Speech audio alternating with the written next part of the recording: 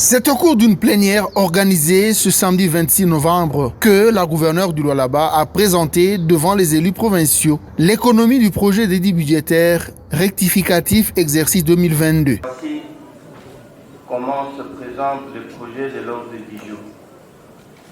1. Adoption de l'ordre du jour. 2. Présentation du projet de budget rectificatif de la province du Lualaba, exercice 2022. Pouvons-nous adopter cet ordre du jour? Si oui, veuillons le manifester. Qui sont pour? Qui sont contre? Abstention.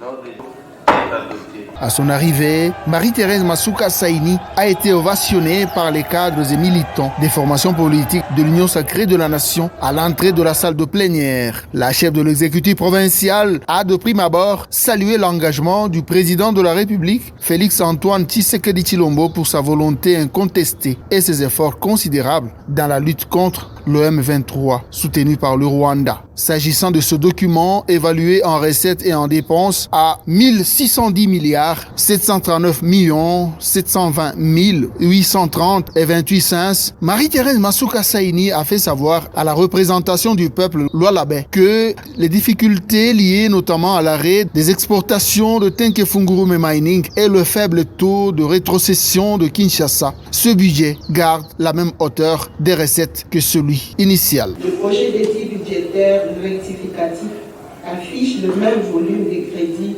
que celui initial.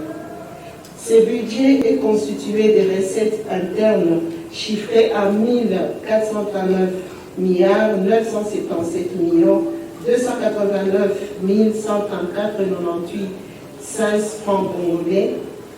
Je reconfirme avec certitude que je continue toujours avec mon gouvernement à conjuguer des efforts considérables en vue de compter prioritairement sur nos propres moyens avant de songer à recourir au financement externe.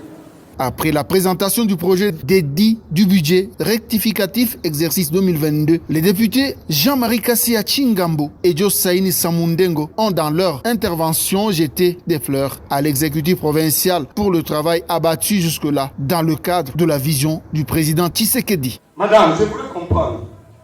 Quelle est votre magie? Parce que moi j'ai compris que vous connaissez des difficultés. Mais vous gardez les mêmes montants de recettes.